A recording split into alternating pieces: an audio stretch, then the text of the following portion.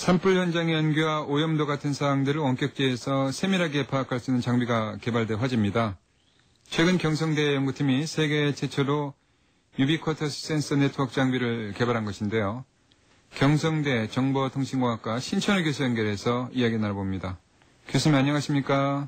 네, 안녕하십니까? 예, 고생하셨는데 우선 유비쿼터스 센서 네트워크 장비에 대해서 알기 쉽게 설명을 좀 해주시죠. 예, 우리가 집에서 그 리모컨을 들고 TV 채널을 조절해서 원하는 것을 마음대로 보듯이 이 세상의 모든 어떤 상황들을 집에 있는 TV와 리모컨과 같이 보면서 우리가 확인할 수 있는 그런 장치를 유비쿼터스 센서 네트워크라고 말할 수 있습니다. 예, 선으로 연결되지 않는 거네요. 예, 그렇습니다. 그래서 무선으로서 이제 세상의 모든 것을 볼 수 있는 것을 우리가 유비쿼터스 센서 네트워크라고 말할 수 있습니다. 그렇다면 이 장비가 어떤 역할들을 수행할 수 있는 겁니까? 예, 예를 들자면은 제가 있는 이 학교 연구실에서 예. 환경상 정상에 있는 그 온도나 습도 혹은 냄새 혹은 이 여러 가지 철새들의 움직임을 쉽게 볼 수 있게 되고요. 또 이 광안리에 있는 우리가 이 파도의 어떤 쓰나미 같은 거 혹은 또 지진 감지를 할 수 있고요.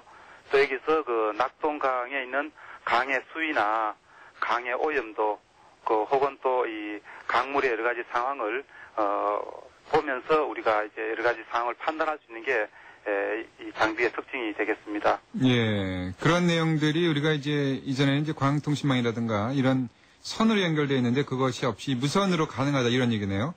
예, 그렇습니다. 그래서 이제 저희가 개발한 건 이제 이런 것을 다 보려 그러면은 기존의 방법으로는 이제 광통신을 연결해서 그 데이터를 전송해 와야 되는데 예. 저희가 개발한 건 이제 무선으로서 전송할 수 있는 방법이 되겠습니다.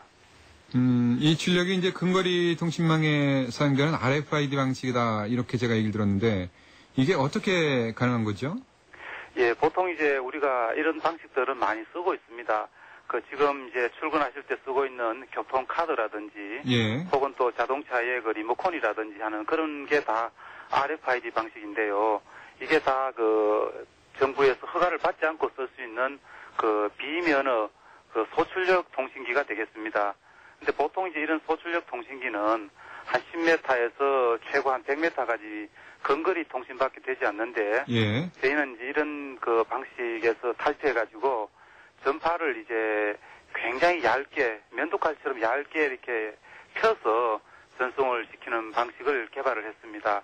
그럼 이제 기존의 전파가 나갈 때는 우리가 불이 났을 때 예. 연기가 물컹물컹 나듯이 그렇게 이제 전파가 전송이 되게 되는데 저희는 이제 그런 연기와 같은 전파가 아니고 면도칼 같은 전파가 만들어져서 공기에 전송이 될 때에 공기 중에 있는 먼지나 혹은 습기 혹은 또 이 여러 가지 공기 오염 같은 게 영향을 적게 받아서 굉장히 장거리 전송이 가능하게 됩니다. 예. 그래서 실제 저희가 한 100km 이상까지 전송을 할 수가 있게 됩니다. 예. 그러니까 이제 우리가 이렇게 고속도로 지나갈 때 하이패스라고 하나요? 예. 예. 그것처럼 이제 인식을 하는데 인식할 수 있는 그러게 거리가 100km까지 가능하다 이런 얘기네요? 예, 그렇습니다. 예. 100km 이상까지도 가능합니다. 예. 실제로 이게 비용 면에서도 효율이 있습니까? 예. 저희가 예를 들자면은 저희가 지금 현재 낙동강의 수계를 보려 그러면 이제 각 포인트마다 예. 센서를 설치하고 이거를 광통신으로 연결해서 이제 시청 상황신까지 끌고 오게 되는데 보통 이 광통신을 연결하게 되면은 여러 가지 민원 문제도 많이 발생하고 예. 특히 또 비용이 키로당 한 2억 정도 들게 됩니다. 그럼 이제 낙동강에 있는 여러 가지 데이터를 시청까지 끌어올라 그러면은 굉장히 많은 비용이 필요하게 되는 거죠. 예. 근데 저희는 이걸 이제 무선으로 하게 되니까 굉장히 저비용으로 만들 수 있고요. 그리고 또 이제 설치가 아무리 먼 지역이라도 단순간에 할 수 있기 때문에 실제 이 공사를 광통신을 할 때 한 1년 정도 걸리는 것을 이 무선을 쓰게 되면 하루 만에 설치가 되는 그런 또 장점이 있게 됩니다. 예. 아까 서두에 산불 감시도 말씀드렸는데 설치가 어려운 곳에서도 가능하다 이런 얘기 되겠네요? 예, 그렇습니다. 이 센서가 이제 주먹만 한데요. 예. 이 센서를 이제 예를 들어서 등산용 폴 같은데 이제 설치해서 꼽으면은 그 하나에 이제 예를 들어서 1km에 하나씩 꼽게 되면은 한 400개만 꼽으면은 예. 부산에서 서울까지도 연결하고 우리나라 전체를 이제 굉장히 그 저비용으로 세세하게 관찰할 수 있기 때문에 굉장히 그 비용적으로 효과적이다라고 이제 이야기할 수가 있겠습니다. 예, 장비 개발 당시에 어려움도 있으실 것 같아요. 예, 어떤 예. 부분이 어려웠죠?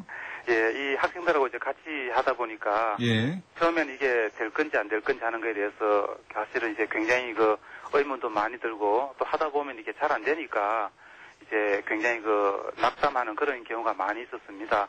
이제 그럼에도 불구하고 또 계속 우리가 실험을 해야 되고 또 비용을 넣어야 되는 그런 부분적인 어려움에서 예, 굉장히 어려움을 저희가 많이 겪었던 부분들입니다.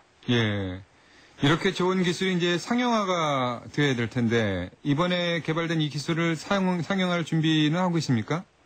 예, 그래서 이제 저희가 이거를 만들어가지고 황령산이나 혹은 또 이기대 같은 데 몇 군데 설치를 해서 지금 현재 운영을 상당히 오랫동안 저희가 했습니다. 예, 그래서 이제 해보니까 이제 굉장히 그 효과적이고 또 저비용으로 되니까 굉장히 주위에서 이제 평이 좋아가지고 저희가 같이 이제 그 팀을 만들어서 벤처 기업을 하나 만들었습니다.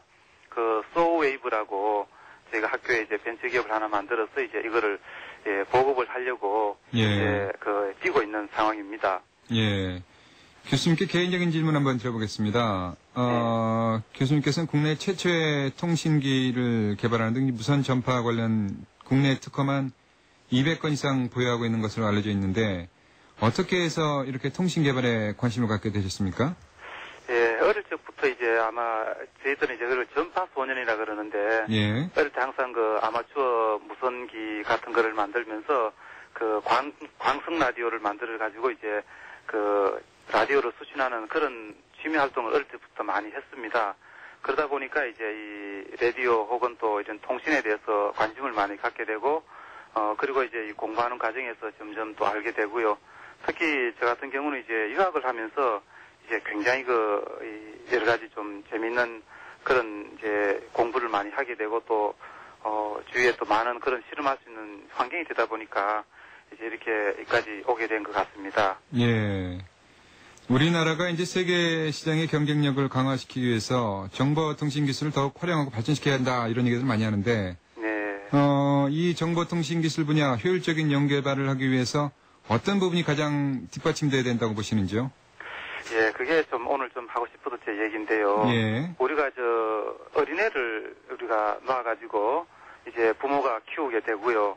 그 다음에 부모가 혹시 못 키우게 되면은 이제 정부가 그런 걸 키우게 되는 육아시설 같은 게 있지 않습니까? 예, 예, 그런 것처럼 이제 벤처기업도 그렇게 육아시설을 만들어줘가지고 이 부모가 키우게 되든지 아니면 또 부모가 어려우면은 정부가 이걸 키워주는 그런 시스템을 만들어야 된다고 생각을 합니다. 예, 그래서 우리가 이제 세금을 내고 납세 의무가 있듯이 이 정부도 그 기업을 키우고 인큐베이팅 해야 되는 그런 의무가 있는 거죠. 예, 근데 지금 보면은 많은 우리 청년 그 기업들이 그 회사를 만들고 노력하는데 이게 어려움을 겪다가 많이 없어지고 죽게 됩니다. 예, 근데 이거를 이제 단순하게 개인 탓으로만 되돌리는 거죠. 그래서 이게 개인 탓이 아니고 이거는 이제 사회 시스템에서 이거를 우리가 인큐베이팅하고 살려줘야 되는데 그런 이제 사회 시스템을 만들어야 될 것 같다는 생각을 합니다. 예. 물론 이제 벤처 캐피탈이 있긴 하지만은 벤처 캐피탈의 관심사는 돈을 투자해서 얼마를 벌일 거라는 거에 관심이 있지 이 사회 시스템으로 이걸 키워야 되겠다는 의무를 전혀 가지고 있지 않거든요. 예. 그래서 이런 거를 우리가 사회 시스템으로 만들어서 예를 들자면은 우리가 119가 있는 듯이 기업 119 같은 걸 만들어서 이 청년들이 만드는 창업 기업을 어떻게든 사회에서 키워나가서 잘 못 키우게 되면은 원인도 분석하고 예. 또 그 담당자들을 또 왜 그런지 뭔가 확인하는 그런 어떤 시스템이 있어야지만이 우리가 이 사회가 건전하게 발전하지 않을까 우리나라가 또 발전하지 않을까 하는 그런 생각을 제가 하고 있습니다. 알겠습니다. 조금만 더 지켜보고 지원하면 성공할 수 있는 젊은이들이 많은데 좀 그런 분이 아쉽다 이런 얘기네요. 예, 그렇습니다. 알겠습니다. 교수님 오늘 말씀 감사합니다. 예, 감사합니다. 네. 지금까지 경성대 정보통신공학과 신천우 교수였습니다.